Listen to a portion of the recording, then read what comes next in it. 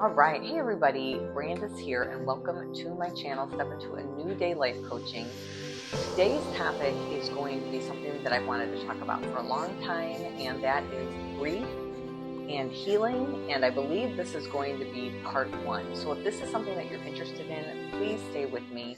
It's something that I've wanted to share for a long time. It's kind of been the elephant in the room, and I am ready, I believe, to share little bits of it right now. Hopefully anything that I say could be a benefit to you and could be helpful to you as well. So let's get into it. I am still in it. So normally in past videos, I feel like I am talking to you at times when I may be further removed from the situation, or something magnificent has happened and I'm feeling great and I have a solution to a problem and I'm able to share that. But in this case, I am definitely still in my latest bout of grief. And so to just backtrack a little bit, I have experienced grief in my life, right? I call them grief cycles. When I was little, right, I experienced some childhood trauma. I probably lived with grief my whole entire life because it was something that I really shoved down. My next bit of real grief was after I had both of my children. They were preemies, and I had very traumatic birthing experiences and other experiences that related to my children coming into the world. And so that was another grief cycle that I did later work through, and I was able to move forward with that. And so I want to say that right now I am definitely on my third biggest grief cycle, the most tragic grief cycle that I've ever experienced in my entire life. And that is the loss of my younger brother. And we lost him October 12th, 2023. It's been probably about a year and a half, and I am just ready to even start, I don't know, talking, like literally using my voice and talking. I have been doing writing on my blog to try to process some emotions and heal and get things out there. But I think it is, again, took me this long to even be able to say anything. And I don't know how much is even going to come out today. But I just want you to know, if you are there too, if you are experiencing any type of grief, and again, grief doesn't have to look like just a loss of a person. It can also be the loss, again, of an experience or something that you wished to have happened. And I'm also prefacing this by saying that no one's loss is any less significant or worse than anybody's else. Everybody feels their own pain in their own way. And it's really not for any of us to judge others, like your loss was bigger or greater or smaller or whatever. Everybody experiences grief differently in their body, and the way that you process it is going to be different than the way that I process it. So I just want to state a disclaimer that everything is valid. Everything that you're experiencing is valid. Everything that I'm experiencing is valid. And it can still fit into that category of grief or that category of trauma. With that all said, like I said, I'm still in it. I'm still in this grief. Losing my brother, he was only 40 years old. He was my buddy when we were little kids for sure. He was a beautiful, beautiful Marine. And we lost him. We lost him extremely tragically. And it just happened like that. And I wasn't ready for that at all. And so that is what crept in as being the very tragic and traumatic part of it all, that I wasn't ready. No one's ready for anybody to go. I was definitely not ready for him to go. I was very hopeful that he was going to have a good life, that he was going to get rid of his own demons and really work through anything that he had to work through. And I really thought that God was going to bring him and lead him to a very good life. Unfortunately, that did not happen. And again, I'm just going to say, piece by piece, little by little of what I can right now. I really one day want to be able to honor my brother fully, and I don't know how. I've been getting little hits about it, like, will I write a song one day? Will I write a poem one day? What will I do? But I know that there's a way that in which I want to honor him in the future. So I hope to do that. But this video is, I think, more than anything right now, is just to let you know that you're not alone if you are experiencing grief. I'm definitely always the person, and I always will be the person that is going to fight and really trust God's plan for my life and for my healing and for my trajectory. And I believe that this third round of grief, I really intentionally wanted to feel everything. My first two bouts of grief, I stuffed it down, shoved it down, completely did not want to acknowledge it, didn't know how to acknowledge it, didn't have the proper tools to acknowledge what I was feeling or experiencing. And God had to really lead me through that. And I had to do a lot of things in order to understand what I was pushing down and holding down. With my brother, I was very close to the Lord already, thank God. And I wanted to feel everything. And so I think in this video right now, what I can share are probably just some things that I did in order to really feel and really go through this experience and not numb myself out and not try to run and escape. Grief again is like, oof, it's like another, yeah, like the therapist I'm with right now, it's like another person, right? It's like another person is living with you. Another person is with you at all times.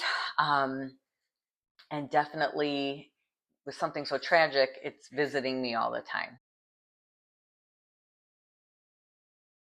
In the beginning, when my brother did pass, I found it very comforting to journal and to write, and specifically to write to him.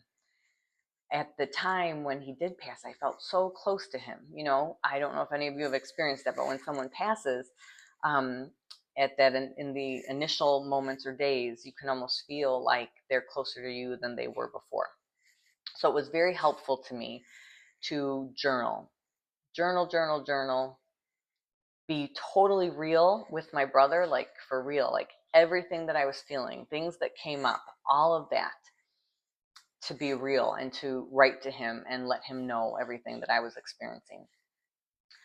I remember, some of the biggest things that I journaled about was, probably the two biggest things was the realization of the friendship that my brother and I had established, because we were really good friends when we were little.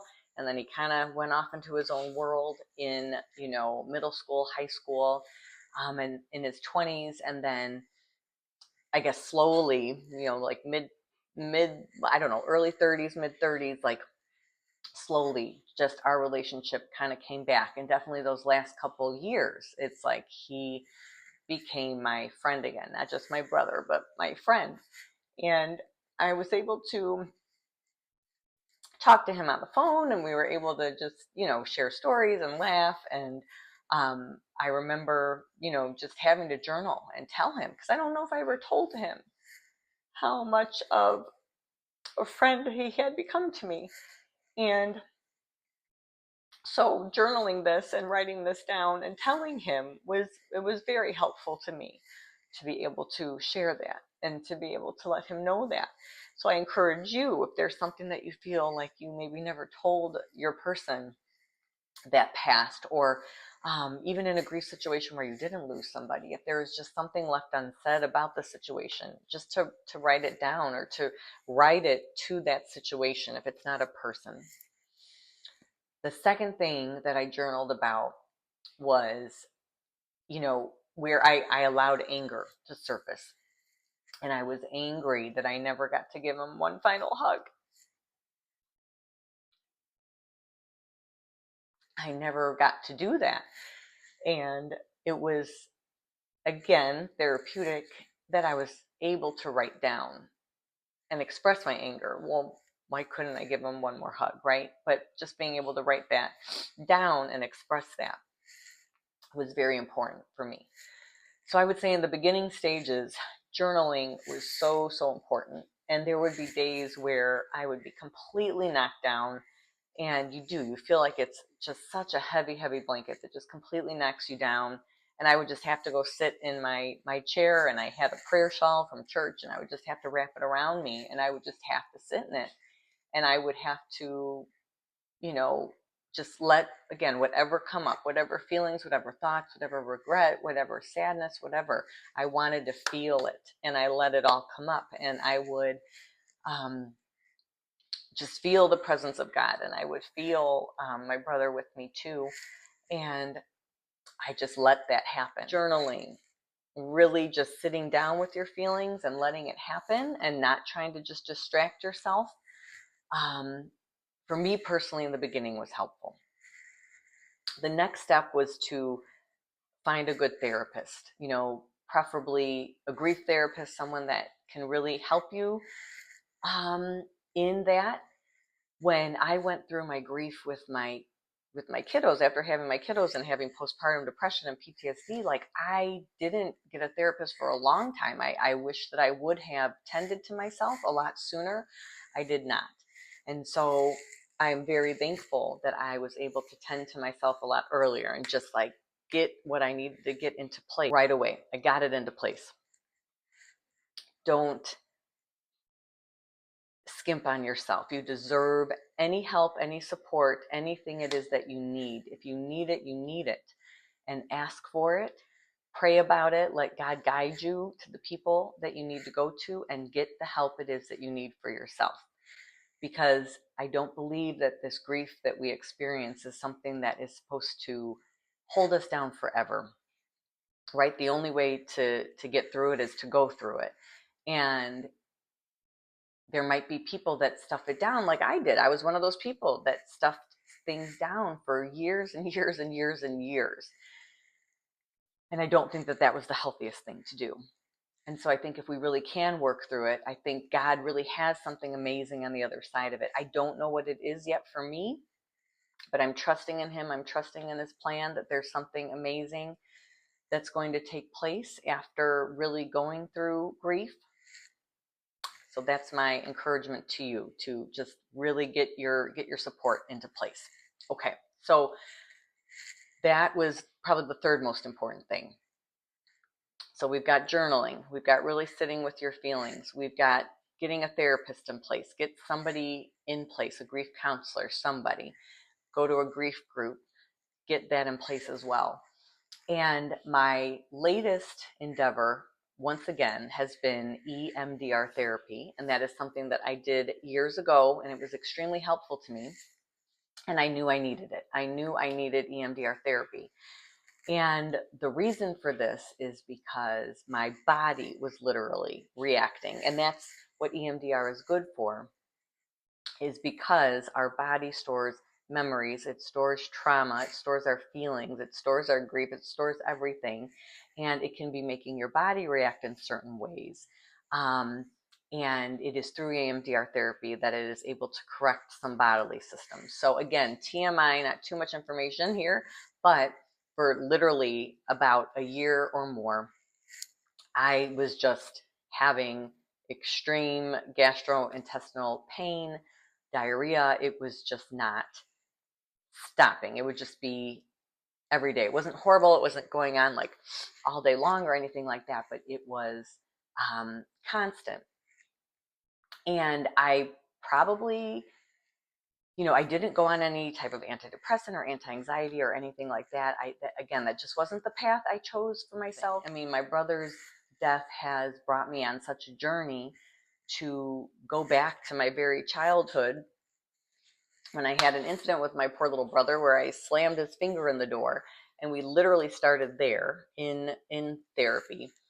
And we've been able to hit so many things, so many big T traumas and little T traumas that kind of have happened in between that period of time when my brother was younger and now.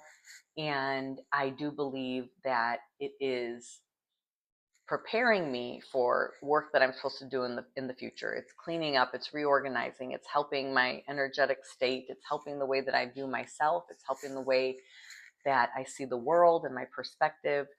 And it definitely helped with my physical symptoms as well. But EMDR is eye movement desensitization reprocessing. And basically, it is a type of therapy where your therapist has to be trained, and there's like so many different ways to do it, but your right and left hemisphere of your brain are being stimulated, and you are taking traumas and you are reprocessing them, you are reframing them, and it is allowing your brain to really heal and have a new perspective. And it's literally, I think, connecting to different neuro transmitters and pathways in order to help you move forward, in order to help you heal. And also in my case, really breaking that circuit of whatever I was thinking in my mind that was causing my gastrointestinal problems, and it was able to fix that and reverse that. So I am so very grateful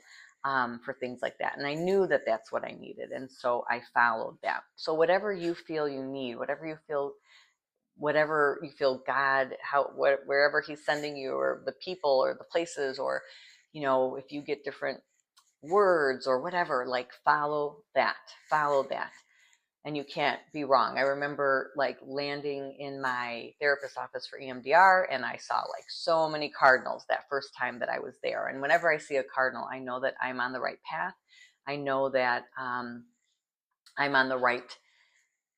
just doing the right thing. Oh my gosh, we are at 17 minutes here. Review here with grief and with healing. Again, the early stages of grief. Journaling is so very helpful. Journaling to that person that you lost or that situation. Journaling to God. When you feel extreme emotions, when you feel the blanket, sit down, allow yourself to really feel it. Feel it, feel it, feel it. And I know it's so hard, but you might be working during the day, but when you come home, allow yourself to go to your room. Allow yourself to sit in a chair and just feel those emotions. Get support in right away as soon as you can. A grief therapist, friends, whoever it is that you can speak with. And then if there is any body issues going on, I definitely recommend EMDR therapy for that. Working with a naturopathic doctor, working with anybody that is holistic and can help you in that regard. It is extremely helpful. And throughout the whole entire time, I am speaking to God and Jesus and the Holy Spirit and my angels and trying to figure out, what are my next steps? What am I supposed to be doing? And the Lord will let you know. I really believe if you sit quiet in your spirit, the Lord will let you know your healing path and the direction in which you should go. And so, like I said, I'm still in it. I am not out of this yet. I hope to have a lot of other, information or insight.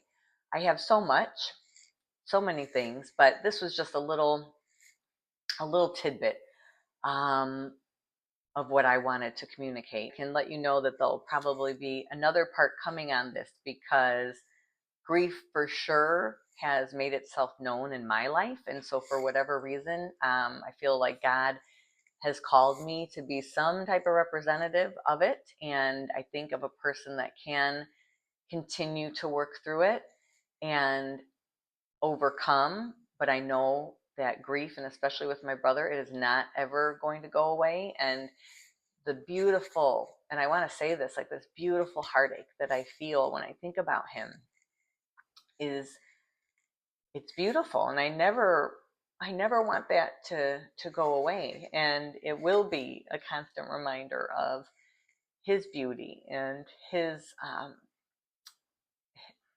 his greatness and what he carried. And I'm just so curious what it's going to look like and how it's going to evolve. But I feel like I'm never going to be the same person who I was before he passed. And I don't want to be. I'm being taken on such a journey and I'll just continue to update you with these videos, but I feel like I definitely had to talk about this before even posting other things. You know, my word for the year was speak, and so I definitely honored myself to speak this year.